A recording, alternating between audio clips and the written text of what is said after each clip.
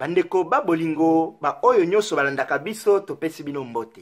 Lelo tozana ndeko na biso Placide Nkoso poto tunayeba situation muke oyo eza koleka na République démocratique ya Congo.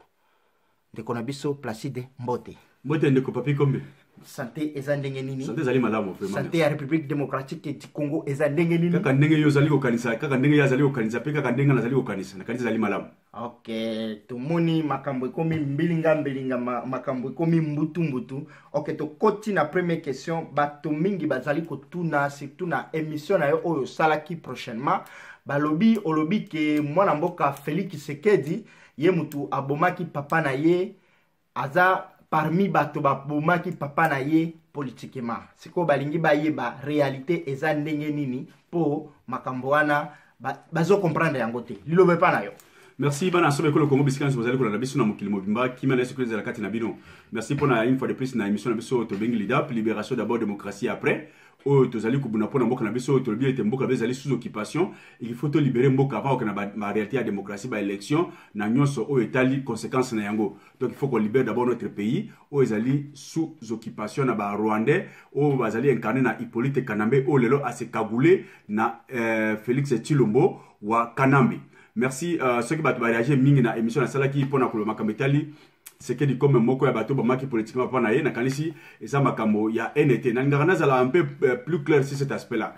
Tu as un problème ya NT, tu as un problème ya kuina mutute mais to lingi to le ba vérité parce que vérité zali moko ya ba éducation autozoa na ba famille na bisu ya koloba vérité pe ko défendre les causes justes.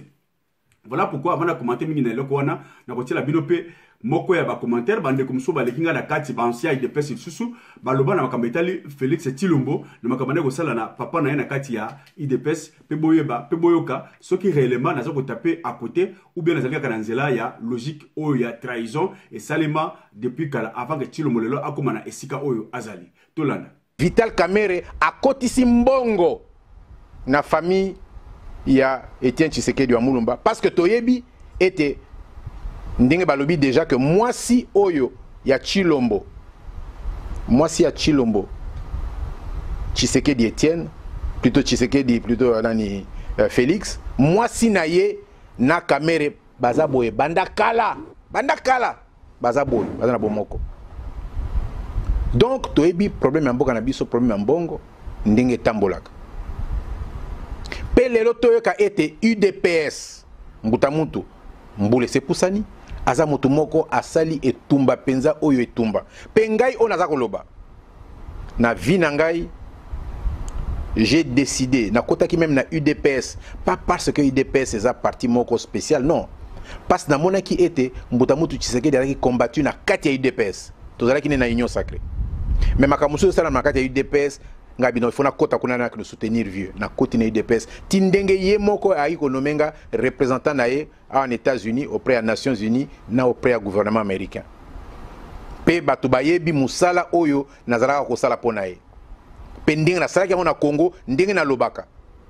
au risque de ma vie ba proposer nga ba mbongo na kati batu bazaka kala na ba service de sécurité à Mobutu lokola mbutamutu na biso Honoré Ngbanda il peut le témoigner batolwa ba nzapa qui a Kinshasa aujourd'hui azalaki moto oyo Mobutu azalaki ko mona ngai na ba mbongo mallette ya 1 million de dollars ba poste ba proposanga na boya yango babi mais Tshisekedi asala yo nini baninga no bazozwa poni yo boya je vous dis poser la question à Nzapa azana Kinshasa nazo boya te pona azana posa mbongo te mais pona moni ete soki makambo oyo ya mboka to bandi ko landa ona elengi ya mbongo mbongo wana soki ole yango oko sentir même que discours na yo oyo zo bana munoko na yo moyen oloba yango susu o symbole yango ndenge naza ko symbole oko sentir que discours est changé donc Kamerhe ndenge yena mwasi ya Félix bazaboye mbutamutu Tshisekedi sa komi mwa mukembule pusani aza pena mwa maladi ya nzoto ndenge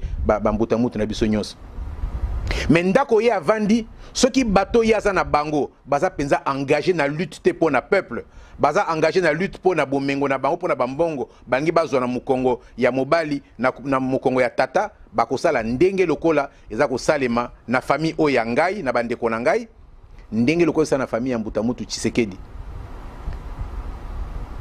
Félix Tshilombo Tshisekedi amiteki mbongo amiteki na kamere Rwakanya Sikize bazali wana na ba mikonzi mususu ya politique ya belge lokola Vlami Flao oyo aza penza parrain le principal parrain belge baza mibale ya Hippolyte Kanambe baza Louis Michel na Vlami Flao mikolo eleki Hippolyte nani Félix Tshilombo Tshisekedi ari na Belgique bakutana na Vlami Flao ba réunion minene na parti socialiste belge baza anti Étienne Tshisekedi wa mulumba ya olobate balinga soki bakoyi même ko boma ndenge babomaka Lumumba bakoyi babome utakala parti socialiste belge balinga Étienne Tshisekedi wa mulumba te je peux témoigner ça les solo mais na ko témoigner ma solo na zwana bango ba lobelanga na tika ko soutenir Tshisekedi bango ba ko edenga pona kota mais c'est pas vous qui allez m'aider entre gouvernement Mobutu m'a proposé des postes sans vous mais j'estime que guerre vous même contre Tshisekedi eza yangote.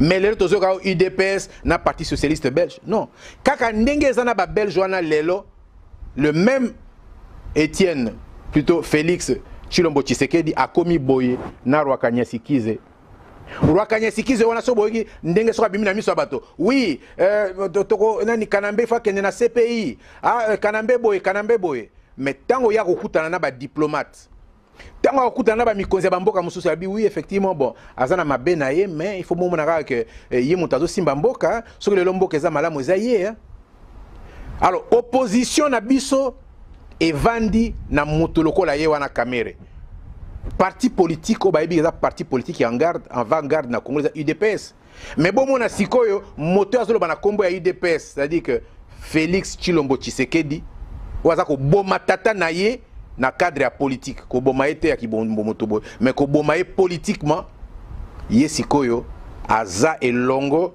na oyo pendant tout son temps pendant toute sa vie a passé son temps à ko boma papa yo mwana ko nevana na ye et puis ba makambo bazo sala yango na lobité le vrai problème au Congo aujourd'hui est dans l'UDPS en États-Unis to moni ba marche sala mindenge Kanambe aye to moni UDPS te na poto ba combattant baza ko lutter kuna boluka bomo na UDPS azate UDPS ba bomi yango ko boma Mbutamutu Etienne Tshisekedi aza na soutien mobimba ya peuple mais UDPS eza ko kufa penza ko kufa eza ko kufa si na MPR bokomona encore moi eloko moko mukie ko botama na MPR mais ndenge tozo sola na mukola lelo UDPS eza ko kufa boyoki ba interview ya Félix Tshilombo Tshisekedi akamata biso kwa bana mikete bana mikete ngana bandi politique il y a 35 ans 1978 petango wana Tshisekedi eza na Mobutu je dis bien tango ngana bandi lutte politique Tshisekedi eza na Mobutu Mbutamutu Etienne Tshisekedi eza na Mobutu wana eza parenthèse donc na lobby moi na lokola ye Tshilombo aza moto te akolakisa biso politique parce que Tshilombo wana ndenge yazali ndenge yaza ko mema politique abosani ete UDPS eza parti oyo makasi nango ezalaki que UDPS ezalaki na bato ya ba province nyonso na Bandundu Mbwankiem na Dia kuna na nini na Kasai occidental boye na Katanga Kibasa na province orientale ba Birindo boye ba Makanda baina donc ba sensibilité ya mboka nyonso ba liao na Équateur tout ça liste za molai c'est ça qui a fait la force de l'UDPS mais moi na mobali oyo Félix Tshilombo Tshisekedi même na kati ya Kasai na Kasai oriental na baka Kasai oriental en général natika même Kasai oriental même na kati ya sous-région na bango ya Tshilenge sous-région d'origine mais il a créé des problèmes graves entre les souches des problèmes très graves bato bazobanga bato ya kuna bazobanga kolobango par respect pour le vieux pour le Mbutamutu Tshisekedi qui est encore en vie mais il y a des situations très graves donc l'âme de l'UDPS est morte et si aujourd'hui il faut qu'on revivre l'âme de l'UDPS il faut que moi na mobali wana à se considérer comme l'enfant biologique de Tshisekedi atika kote ka UDPS na ba criminel ba génocidaire lokola Rwakanya Sikize Vital Kamerhe lokola Hippolyte Kanambe alias Joseph Kabila qui en fait a racheté l'UDPS par rapport ya balien na extérieur lokola ba Vlami Flao ozalaki président ya parlement belge l'UDPS est acquis à Kanambe Naniye Félix Tshilombo Tshisekedi toucher l'argent comme parlementaire Il est là, Yena Rwakanyasikize, Baza Boye, son plus proche allié. Il ne s'en cache pas. Et na UDPS, batu nyonso bavandinye, baza kotala mwana mobali ndenge aza konyokola bango. Ah non, asala ngona UDPS po ya kanisi UDPS eza lokola parmi na batamba otikele bandako soki mokolo ezali nzambe asala ke mokolo ngo ezala musika. Soki papa Tshisekedi ake atikeli ndako atikeli lopangu na kati ya biloko ya kotikela ya héritage wana héritage ezala UDPS na bato UDPS. Donc lokola ba umbu na ba esclave na ye, il peut disposer d'eux comme il veut. Akamata bango apesa bango na caméra, akamata bango ye ayebi malamu ke caméra azako kosa, ayebi malamu ke caméra azako travailler pour Hippolyte Kanambe alias Joseph Kabila. Ayebi malamu ke ndenge tozako loba boye, bazako préparer gouvernement o bako benga ngo ya transition. Oyo bango bakozala ba ministre na ba caméra na kati na ndenge ba gouvernement na organiser ba élection na ndenge ba se préparer pour ba tricher pour ba tia na sima ya Kanambe ko ba américain ba boye tango Kanambe alongwa ba tia mutu oyo akolandisa makambo na bango tango susu yemoko ah c'est l'enfant de Tshisekedi qui est devenu président, l'UDPS l'a soutenu, mais ils vont frauder et comme il est au service ya batoana na kanisi bandeko bomoni ndeko Jacques Matana ndenge apesi makambo wana et ça makambo depuis 2014, c'est-à-dire 5 ans pratiquement, de 4 ans avant tout pour l'élection à l'élo. Tshisekedi a Tshilombo asala makambo mabe mingi na mulili contre Etienne Tshisekedi wa mulumba papa na ye. Makambo mabe mingi oyoke ba bomiye par petit feu. Bonta la bino moko ba fi bolandi ya mingi petolanda ya mingi. Mutu o Tshisekedi ba ko benga envahisseur. Ba Congolais na tangoli partout ba lobira zo nsaye na Rwanda. Mutu oyo asalisala ba komo ne Rwandais. Mutu wana lelo akomi partenaire ya Tshilombo. Mutu wana akomi lelo ami ya Tshilombo, collaborateur ya Tshilombo. Ba kaboli projet de système moko na Tshilombo. Vous voyez pas qu'il y a quelque chose qui ne va pas. Vital Kamerhe au lobby. Etienne Tshisekedi aboya ki bazala ensemble na ba élection. Pas obligé que lelo il faut tout ça là-bas autour na ba élection. Oya ko gagner to pesier. N'est-ce pas, poste à communauté Nango. À juillet, avant même, bac à l'élection, à PC poste à premier ministre.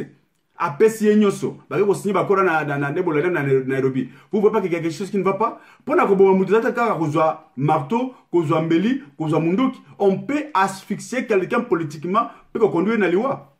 Et ça, les makas. Vous allez comme on est Yango. Vous allez bien ba Congolais, vous allez ba Africains. Bana boni ba bomo ba papa na bango pour que ba hériter une kita. Même si plan financier, si plan matériel, makamomingi. Et ça, les mamingi. Donc, ceux qui disaient que les vivants, Félix ne pouvait pas être dans la place de l'autre. Félix a connu la place là pourquoi? C'est parce que le père ne plus. Il a refusé même de nommer Félix comme premier ministre, sachant déjà les incompétences. N'est-ce pas? Il n'y a pas quelqu'un qui connaît Tshilombo plus qui a fait le père de Tshisekedi, le père. Voilà pourquoi Tshilombo, ayant vu que tout était possible, tout était vraiment, s'il vous plaît, impossible à diriger na IDPS tant que papa na vivant, il a tout fait pour nako ça la nyonso pour que papa na ye a quand on a siama belé et puis à récupérer, n'est-ce pas, pouvoir na IDPS. Le fruit est là, le résultat est là. Voilà pourquoi le lot a commis na katia et c'est parce que il a fait des alliances avec l'ennemi de son père, l'ennemi de l'IDPS. Donc là on appelle ça tuer quelqu'un politiquement. Donc Bossilikate, c'est vrai, Félix Tshisekedi est parmi les gens qui ont contribué à la mort politique. Il y a Papa Naye Etienne Tshisekedi, Bazali Ebele, Basami Badibanga, Bruno Tshibala, Bazali Ebele, Oyo Boma Etienne Tshisekedi pour que le atteindre le pouvoir. C'est tout à fait normal. Ceux qui ont lingui, au Ndimi Yango, ceux qui ont lingui, personne ne peut te forcer au Ndimi Yango. Mais la réalité reste la réalité. Que Dieu vous bénisse. Merci. Ok, to continue sur la deuxième question, ezako tale la makambo ya lamuka. Lamuka ezako baloba kana langi ya Swahili simama. Donc lamuka tomoni bazana meeting ya kafu le 15 na Goma. Siko ekozala ndenge ni poto landi message ya Martin Fayulu alobi akozongela lisusu Congo mobimba ko tourner. Azongeli lisusu campagne ou bien azoluka nini ou bien après wana nini lisusu kolanda po wana nde ba Congolais bazolinga après wana après nini ezolanda sima. Bien, merci. Nakalisi, wana zali bitu mamune na kati ya Congo, zali bitu mozo koti ya contradiction, zali bitu mozo koti ya polémique na kati ya Congo lelo. Mais boye ba bien que la vérité est têtue. Vérité ata bombi ya mondenge ni ekoswa ko bima. le kutane balobi etambola na sincère mbangu eye lokola tilo mata ko sala lelo précipitation ko tambola ko kenda ko sala ba tournée diplomatique Angola l'équipe Kenya aya Brazzaville lobi ko kenda peut-être l'Union africaine ezali ba anticipation ou ezali ko caractériser instabilité ya mutu au comique d'abord azana bitumba d'abord ko luka légitimité o azana yangote ndeni ko kenda ba parrain o lobby boyaki n'est-ce pas qu'on dit ma victoire naie abani ko kenda ko teka sur mboka sur plan international que pardon bon di mangai bo accepter ngana ko pesa yo boy bo accepter ngana ko pesa yo boy bo d'abord bani ko luka bitumba pour badi ni ba liboso bon tango za ko buna bitumba pour badi ma liboso et puis ko ko buna bitumba pour na ko vendre sa pouvoir na yo et en plus pe bitumba pour na ko bongisa ekolo. Il ne sera pas parce que azali na eloko wana te bon somme ya pouvoir ba bengi légitimité azali na ngote voilà pourquoi bani bitumba wana ezali kaka ndengo za koloba wana balobi très bien que moyebi mboka yema biki mabulu na kati ya mboka batimula na mokuse parce que so timula mulai mwana ya akokwea mwasi na ya akokwea bande ko pe bakoya il faut ko timula ngo malé parce que ezali kati ya mboka oyo fa yula za ko sala tuzali ko benga bino bandeko na une certaine maîtrise na une patience parce que entre biso na monguna oyo azali politique na mbe envahisseur mwana ya mboka atelemi na kati wa bengi Chilombo aye ko désamorcer puissance ya bitumba ya libération. Chilombo aye ko mikotisa. C'est-à-dire tant on nga ko beta par exemple e botu ya makasi pa ya monguna mwana na aye na kati o diminuer yango. Monguna ko biko za respiration. Yango tozali ko luka ko contourner Chilombo pona ko attaquer monguna. C'est ainsi qu'il faut commencer d'abord par la sensibilisation, par la mobilisation pour na okoma na point wana. Ok, ko attend, c'est pour quand ba azali de concentrer ba moto nyonso oyo azali de concentrer pour na kozela révolution seulement populaire. Ya Martin Fayulu azali moto oyo ayebi cause ya combattre. Nous ne combattons pas pour la démocratie. Nous ne combattons pas pour gérer le pouvoir démocratiquement. Nous combattons pour la libération du pays. Le pays est sous-occupé par la communauté internationale via le Rwandais. Oh, les lois azali ati gouverner pour Kagame, il peut être Kanambe, Nakati à Congo. Voilà, si vous prenez le combat de la RDC dans ce cadre, dans ce sens-là, Bokomone Yango Moussikate, parce que peu importe le temps que cela prendra, pourvu que tu libères Mboka. Il n'y a pas un calendrier pour la libération du pays. Il n'y a pas de janvier, de février, de mars, de 15, de 20. Non, c'est jusqu'à la libération. Donc le problème de la patrie, la vie ou la mort. Tout celui qui est pressé, pour na kozila soulèvement, ou bien kozila révolution à Martin Fayulu, résistance pacifique ou populaire, je ne sais pas les mots à Martin Fayulu, aza pressé, mutuana yebitina yabitumbate. Parce que l'élection autre, le bac dans le DAP, ils allaient moyen oyo et comme ma biso pour la libération et non pour la démocratie. Voilà pourquoi il revient encore à Martin Fayulu ses droits de recommencer encore la sensibilisation pour na kolak sabato, le pourquoi de la prochaine bataille. Bataille pour récupérer la vérité des urnes. Pourquoi tu allais constater ce problème à la vérité des urnes? Tu allais bien trop. Que voilà, il fallait pas c'est un problème qu'il peut être Kanambe parte, pardon. Sur le col accueilli déjà, c'est fini. Félix Tshisekedi mona mboka, Martin Fayulu mona mboka. Mais pourquoi pas seulement qu'on faut soutenir Félix Tshisekedi pour na to résister la monguna. Mais tu connais très bien. Bande côté on a très bien. Félix Tshisekedi a vu élection T. Tolobi yango mbala ebele. Dans 2006, tout va voter par Jean-Pierre Bemba. Dans 2011, par Etienne Tshisekedi. Et à ce temps-là, le fils du pays faisait face à occupant Hippolyte Kanambe le Rwandais. Tolobi la mission que même une souris congolaise a une élection à Hippolyte a gagné parce que Hippolyte Kanambe c'est un étranger. Il ne peut pas gagner Azana Congo, Azana ni Mboka, ni Tata Mwasi, ni Noko, ni nièce, ni neveu, ni cousin, ni cousine. Ce qu'il est là, il faut aïndi Samboka, akoyindi Sango sans pitié. Parce que ça m'opaya. Voilà pourquoi l'Ianzi, oh, écoute la carte Anzoto, balongola kamona brutalité. Il faut une certaine intelligence parce que la cicatrice restera là-bas. Oh, ya l'Ianzi côté Anzoto na yo. Il peut être Kalambi azali l'Ianzi à côté là-bas Congo. 18 ans au pouvoir, ils allaient faciliter à déraciner yango. Ça doit prendre du temps. Donc, ce qui est là, Oyo, tout comme le 15 février pour la Banaya, Est, Goma, Bukavu, Bana Telema, c'est tout à fait normal parce qu'on a la base, il y a révolution la carte Ils allaient porter d'entrée à Munguna. Bana Yusu tout à Bukavu, bo Telema pour na Koyaba, Bana Yusu à Goma, bo démontrer après na bine à Martin Fayulu. Ndenge Kinshasa balaki si yango. Tant que sensibilisation est aussi là, on va déraciner l'arbre. Félix Tshisekedi n'est rien. Il n'a rien. Vous allez comprendre comment ça se dessine que Azali un chef de l'État protocolaire. Il ne fait rien. Bazali ko pesa ibato. Même si plan sécurité. Ba pesa ya moto ya Kabila. N'est-ce pas, Bolandi? Même si plan la cabinet na ye. Yemo ba pesa Vital Kamerhe pour très bien isoler, pour très bien à zoua tous les projets à cause de la Mboka et les quartiers de la population, mais à zoua pour l'intérêt à occupation. Vous allez comprendre. Alors, il fera quoi? Armée bagotique elle a été, police bagotique elle a été, ministère Clinton à cause de l'autre à cause de un simple président protocolaire, même sa sécurité, même garde du corps naïe. Vous allez commander le bas de bois, c'est difficile même pas zoyer. Il est chef de l'État peut-être nommé tout ça, mais même pendant qu'on zoyer, qu'on soit naïe, et comme il problème sérieux, même le carré naïe, même le carré naïe. Il n'est rien, il ne fera rien. C'est Hippolyte Kanambe qui dirige toujours le pays au travers de Mboka. Voilà pourquoi les lois, victoire Yalamuka ezali incontournable. Ezali koya. Mais nous vous demandons la patience. Parce que Moutuka, ils ont courbir. Na courbir, il faut que dans la ralenti. Tant que comme on a highway, na vous fungwami ou accélérer. Ah, tu as un ralenti parce que ralenti, vous avez bien un mois na Mboka, Moka telemi wana, moi été, to beta ma cop bien à Munguna. Voilà pourquoi il faut une stratégie spéciale. Ce que Martin Fayulu est en train de faire, c'est une stratégie spéciale pour contourner le fils du pays au métier entre Bissuna et ennemi. Notre ennemi, c'est Hippolyte Kanambe, le Rwandais, les occupants.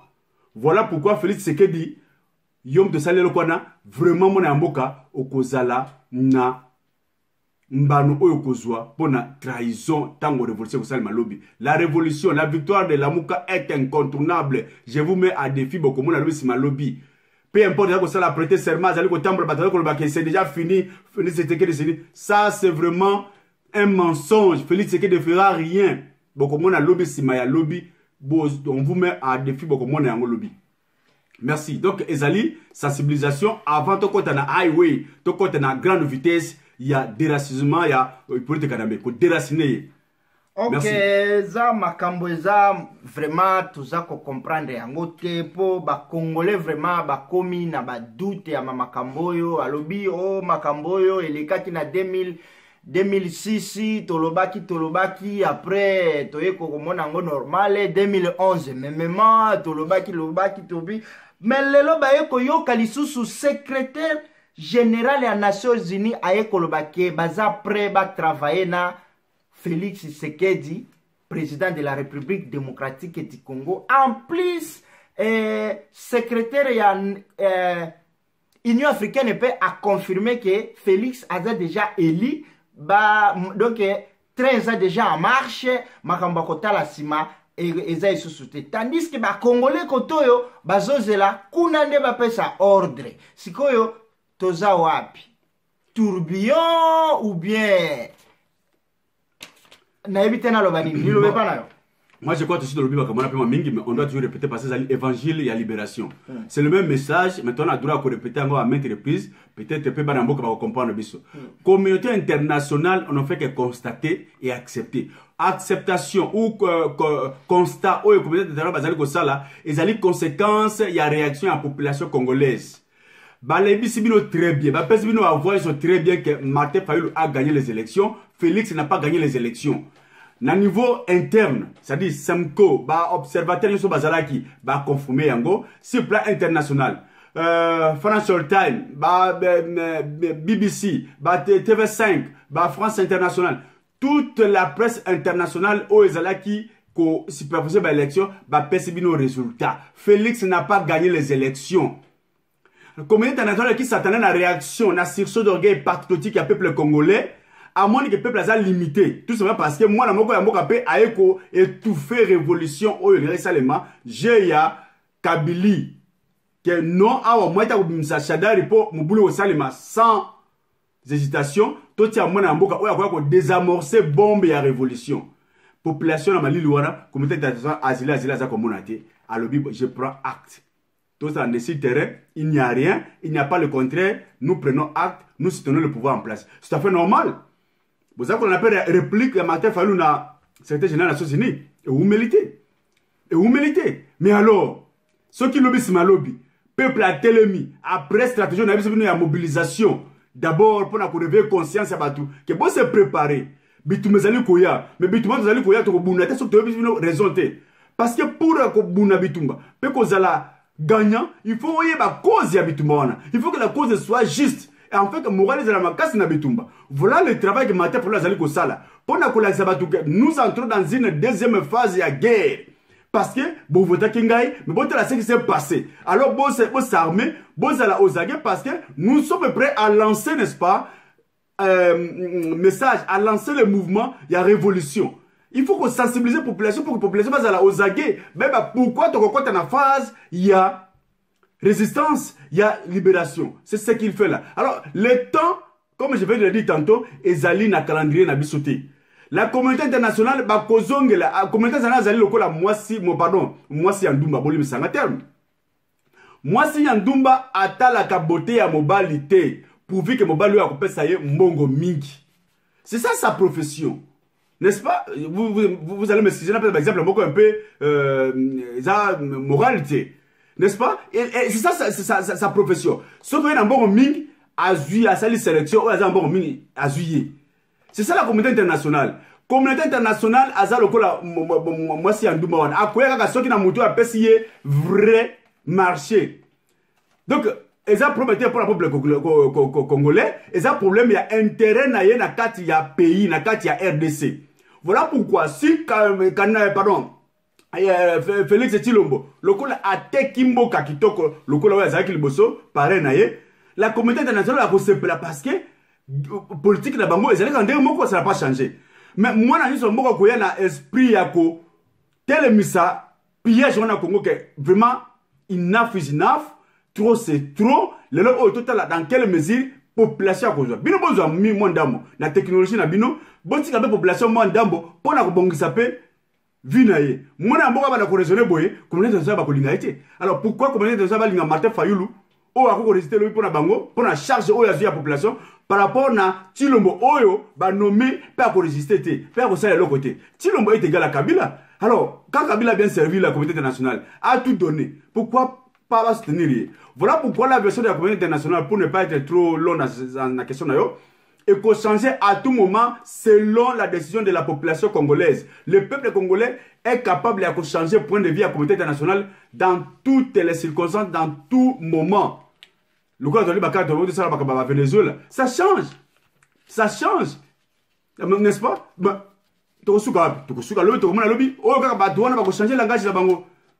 Le temps nous dira ce qui va se passer demain après-demain.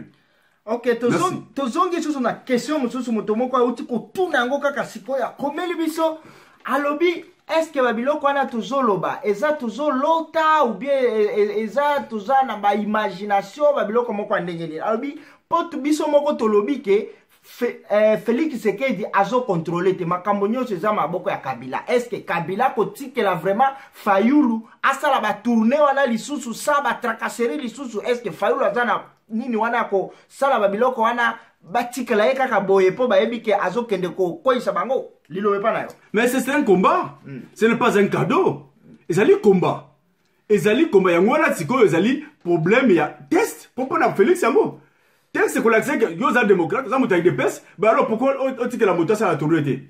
Parce que tant bako boma batu, bako empêcher, ça sera encore une preuve justificative qu'on a dit ça réellement Félix Tshisekedi ne contrôle rien. Parce qu'il est réellement démocrate après 36 ans de combat, jamais ko boya moto ça la propagande atambola na mboka. Mais le kola ko sale maboyeta ko zwa ba mbilinga mbutu, ça prouvera encore une fois de plus combien Félix Tshisekedi n'est pour rien. Et ça sera encore un bon message à Fayulu na bana ya somme ko le Congo que bomoni eza Félix c'était eza Kabila les mêmes méthodes, les mêmes procédures les qui lobby, il y a un peu de donc c'est encore un bon message. Ce que tu as sali boye, c'est un bon message à l'avantage de Fayulu.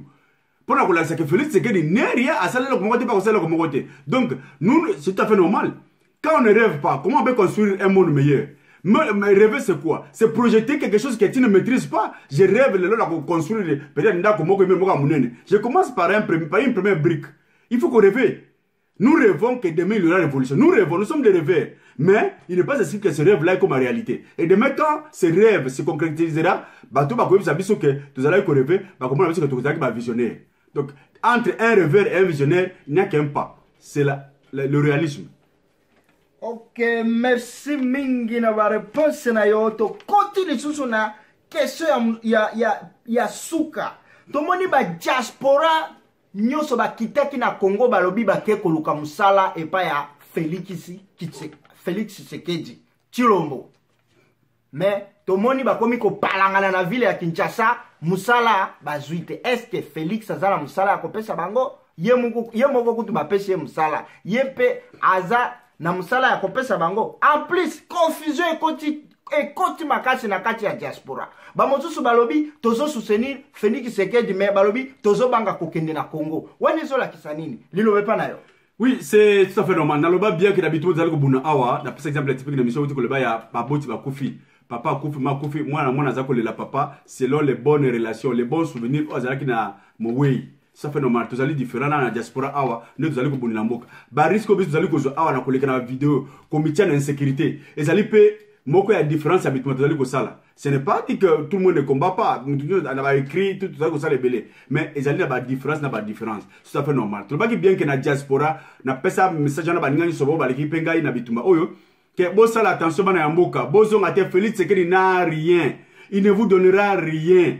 Soti au linga qui peut-être que na kota la famille na yo. Au profiter na moi les chats Tshisekedi dans l'espoir que vous soit couverture sécurité. Pour que la famille na yo, ta la famille profiter zonga na yo. Moi na surtout ya diaspora, baby ça qui nous na diaspora pas que le ça na Congo, vraiment vous allez regretter.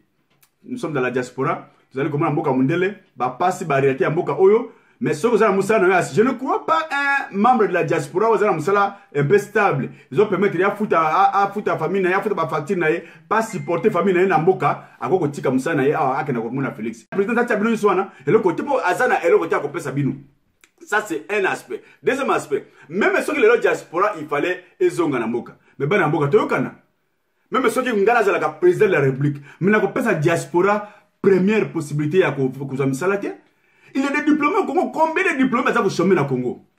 Ba médecin, ba ingénieur, ba technicien, ba sali combien au Congo ba sali ko chômé ba la misalate. Ba obe ba buni po na mboka ezala malamu lelo soki mboka ko malamu.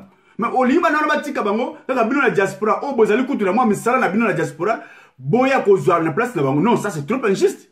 Donc même si il y avait des boulots, ngai président de la République na ko pesa musali boso na bana ya mboko bazali ko silisa na Congo. Pour na ko pesa d'abord valeur na diplôme ya bana ya mboka, pe ko motiver ba muso ba tikali na seke so bo sisi classe beaucoup za misala. Diaspora na ko senga na bino bo me mande misala. Diaspora bo kana ko investir, c'est-à-dire na mbongo salaki awa. Moi économie salaki awa. Somba machine ya fufu, kena ko tia machine ya fufu, o tia batumba le misala to bana ko sala wana. Soma machine na yo ya mapa, kena ko fungula mwa boulangerie na yo, o tia batumba le misala. Zwa mituka na yo, mema na Congo, o bana ko tia mwa entreprise na yo. Il faut aller investir et non aller chercher du travail. Le travail au Congo sera d'abord aux Congolais qui, n'est-ce pas, sont diplômés, qui sont diplômés dans ba institut na biso na ba université na biso na mboka pour na kopesa valeur d'éducation na biso. Donc même ceux qui les là oyo pour rester dans la question na bazali ko bettre na makofi nous allons koloba ba ko bettre na makofi ya bien pe ba kozonga mboka na diaspora awa kaka ndenge bakendaki les travaux d'abord aux Congolais qui sont restés au pays. Il faut couper sa valeur na bana mboka. Diaspora mingi ba na potawa même ceux qui ne travaillent pas peut-être moi ba allocation familiale les ali bika na yo. Faut pas aller déranger. Bon, même ma perspective, bon qu'on a quoi investir au lieu d'aller chercher le boulot. Donc dans ce sens-là, bah bête na makofite, bah ko bête na makofi très bien. Peut-être que vous allez prendre mon carnet na poto. Bon, au cas où on mboka, mais il faut aller honnête. Na zongi pas d'apporter na zoko kate. Ça fait normal parce que tout le monde ne réussit pas ici à la diaspora. Tout le monde ça dépend aussi na ba pays, pe na ba place ni bovane pe, ndenge au côté là qui na diaspora on kuna. Donc quelque part, c'est tout à fait normal beaucoup de misalaté. Bozo na diaspora, misala zaida d'abord ya bana ya mboka, un diplômé, un docteur, assistant en Australie, aussi dans les États-Unis, na docteur assistant na Lubumbashi Université Kinshasa ou bien na Kisangani, ba ko pesa d'abord docteur ya Kinshasa musala, da iniki na pesa musala yovra nan. Pas on peut avaler quand même l'éducation na biso. Ça c'est un aspect. Bon, nous voyons peut-être le bayasuka. Na ko zonga sur un aspect wana. Ngalelo oyo, je m'appelle Monsieur Placide. Ndena zalé batu mingi batu bayibingate na Congo. On ne me connaît pas. À part peut-être famille ami restreint peut-être bateau peut bateau pour la mission na biso na ebanité ndenga na vali muta ebité vu na ngai muta ebité ça fait pourquoi parce que je n'ai pas encore pris ce risque d'avoir des ambitions n'est-ce pas nationales que lobby sima lobby so qui na zui risque que le lo na tia libaya ba votenga na tia libaya na ko mobe président de la République Mais tout le monde va ouvrir les yeux pour être là qui est Placide. Parce qu'ici, il n'y a pas un problème, il y a enseignant, un problème à boutique, un problème à gouvernorat. Parce que ce que chef de collectivité, aux a bourgmestre, aux a peut-être gouverneur, mingi ka batu ya secteur non pas là yo.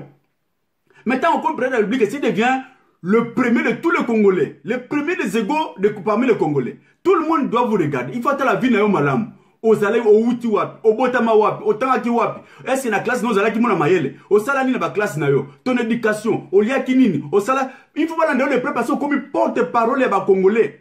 Et si on doit analyser la vie de Placide Nkossi demain, après-demain, je prends ce risque-là, voilà pourquoi tout celui qui dit que vie privée à chef de l'État, ça, ils allaient quelque part une certaine ignorance. Il faut qu'on ait montré à diriger Mboka. À Salanini, quand on parle d'aujourd'hui que dans la émission Awa et Leki, j'ai béni le terrain parce que tout le monde commenter positivement. Pour la relation que Tshisekedi ne sera pas un bon chef de l'État. Je l'ai démontré, même si c'est plan moral. On n'a pas dit qu'il faut la docteur licencié pour diriger Mboka. Non, Lumumba n'a jamais été un universitaire. Mais comme on est dans l'émission, il y a politique à Congo. C'est un problème d'abord, il y a Bolingo et Mboka, charisme, pour qu'on y ait le problème du pays. On ne peut pas résoudre une équation quand on ne sait pas le problème. Pour résoudre une équation, il faut une équation des alliés compliquée à quel niveau? Voilà pourquoi Félix ne raisonne pas. Félix croit que le problème de la RDC c'est un problème de la démocratie. Le problème de la dictature. Non, le problème de la RDC c'est un problème de l'occupation. Ça c'est un aspect. Avant de commencer la conclusion, aspect Moussundeko. Dans cette même logique-là, ceux qui m'ont commis qu'on l'a vu dans la politique dans les cas, aspect wana mutakuboya te parce que d'accord vie privée nangai ah bazali comme ça parce que tu as kofinga tilombo to lingi ete bato babinga kuto bato nanga ke tilombo to yebiye o yebisa psi d'identité à mwasi naye on a retiré même esre o bolanda na o balui pour na mwasi naye. OK, to continue la question presque ya suka bato ba insister mingi balobi atandenge a tricher ki atandenge asala ki ba fraude. Est-ce que moyen zate akende na famille na ye bakende komona Fayulu po ba solola neti kaka bana mboka probabilité wana ezali ou bien volonté wana ezali lilo ba suka. Mais on doit éviter la contradiction. C'est le problème. C'est un problème moral. D'abord le problème moral est la bonne éducation acquise depuis ndako papa parents. Mais celui-ci a triché. Il y a un tricheur et un vrai gagnant. Ici, Toloba très bien. L'équipe, merci de se souscrire, de commenter, de se sur ma canal. Toloba qui devrait être Kanambe. Peu importe Congolais, même un pygmée Congolais qui arrivera à neutraliser, à tuer Pote Kanambe, ces Congolais-là, peu importe son rang social, sera reconnu comme le David de la RDC. Comme le roi David de la RDC. Peu importe ce Congolais. Maintenant, le problème arrive. Si ce Congolais le Congolais n'est pas parvenu de lui-même à libérer Mbokanaï contre envahisseur, donc il y a une compétence électorale. Compétence, il y a une. Mais on doit donner la raison aux Congolais où il y a gagné l'élection. Il y a des Congolais, Fayulu et Tshisekedi. Tshisekedi n'a pas gagné les élections. Fayulu a gagné les élections. Voilà le problème là où le problème se pose. Et vous voulez que entre un tricheur et celui qui a gagné, Bayokana, quel moral? Pourquoi Félix a gagné les élections? Pourquoi Félix est aujourd'hui président? C'est parce que quelque part, il a signé les accords pour garantir l'impunité. La preuve est là. Il n'y aura pas de projet de société à IDPS Salema. IDPS va travailler avec les mêmes projets de société que FCC. C'est-à-dire, Félix est la continuité, il y a 5 chantiers. Vous voulez ça? Mais là, ceux qui va moi, je préférerais que Fayulu a que la Koyokana, Hippolyte Kanambe, parce que c'est lui le président. À se maquiller, à se cagouler, mon amour a fait Tshisekedi n'a rien. Alors pourquoi aller négocier avec quelqu'un qui n'a rien? Au bazar qu'on pèse la sécurité, au bazar qu'on pèse la projet, au bazar qu'on pèse ça y est. Vous allez qu'on a une délégation parallèle aux autres en Égypte, aux autres en Angola, pour même un pays, comme on a comme 2 présidents. Comment alors Félix Tshisekedi a comme mon Fayulu, Bako Solo la Nini. Toi tu es venu me voir. Pour na peut-être que Lukato Bongizamo Kanabiso. Mais tu as quelle compétence? Yo le la aussi prêter serment. Au comme président. Bon, ngala lingi siko bon likamote, to tika bitumba, to soutenir la chanson pour to bengana munguna. Mais toi tu as quelle compétence au ko bengana munguna? Parce que munguna ndi azali na yo. Tous les appareils sécuritaires attiqués des alliés contrôlés. Les démarches, les conversations, tout est contrôlé par Hippolyte Kanambe. Bako Solaneni. La bonne chose c'est quoi? C'est que Fayulu ceux qui a lingi bon, likamote oye awa, tiangana Solana paré na yo. C'est lui qui a le pouvoir. C'est ce que Martin Fayulu a refusé. C'était ça. Donc, ceux qui parlent que voilà, Félix Fayoulou, ça c'est encore manque de maturité politique, manque peut-être de vision, il y a demain à Congo. Donc, dans ce sens-là, je n'ai pas développé, tribaliste, pas Félix, c'était, vous allez non, Félix c'est un tricheur. Félix est un faussaire. À côté de ce diplôme, il y a le Kouta, na dossier na na seni. Quelle morale est l'objet de sa balle na biso? Un chef de l'État faussaire. Tout le qui n'a pas l'université. Tout le monde a faussaire, nous va passer à niveau jusqu'en deuxième licence, mais à tirer au gagner qu'on passe même promotion mon côté. De faussaire. Quelle morale demain tu coupes sa balle na biso quand on est un chef de l'État faussaire? Un chef de l'État tricheur. Quelle morale? C'est un problème de moralité d'abord. Moralité. Et ça, na Congo, tu peux savoir dans le Congo lobby. Ça, c'est tout à fait normal. Ceux qui peuvent yango, mais alors, je regrette. N'a pas ça pour faire peut-être féliciter. Non. C'est ce que le président de la République 2011, c'est ce que. Biso, ngala bimisambongo pour l'impérium. Je ne peux pas vous dire combien j'ai dépensé. Nakenda, dans mon état ici en Australie, j'étais le seul Congolais. Oh, nakenda comme un gouverneur. Bon, comme on a une image, awa na kolak sabino. Bon, comme on a awa. Na image oyo ngala zali awa oyo gouverneur ya état na biso nazali ko pesa un rapport final na makamo oyo etali tricherie ya 2011 pour na imperium na kendate comme na gouverneur pour na koluka imperium. Je ne suis pas Moulouba. Pourquoi je suis né Tshisekedi? Parce qu'il a gagné les élections parce que moi na mboka. Mais pourquoi aujourd'hui vous allez qu'on revendiquer même la logique en réalité tout comme un tribaliste? Il n'y a pas de tribalisme. Tout celui qui fait soutien Félix Tshisekedi en brandissant le tribalisme comme élément pour justifier Batouba Canada inétait, Azara qui peut tricher dans la vie. On ne peut pas accepter ça. Que Dieu vous bénisse. Souscrivez-vous. Tout gardez ma contact. Nous allons combattre jusqu'à faire pour récupérer la vérité des urnes de Martin Fayoul, qui est le gagnant des élections. Merci. Mbote Kimeza Katinabino. Bon, on a payé image au Moni Awa. Il y a Ndeko. Pour la macamétale, moi aussi à Félix Tshisekedi. Parce qu'on dit toujours, derrière un homme fort, il y a une femme forte. Et derrière un tricheur, il y a aussi une femme tricheuse. Nga dans le bien monté, mais bon, on a pas la émission spéciale. Na hôtel moi ce n'est pas à sa première dame, faut te quand même venir. Que Dieu vous bénisse. Ingeta, Ingeta, Ingeta.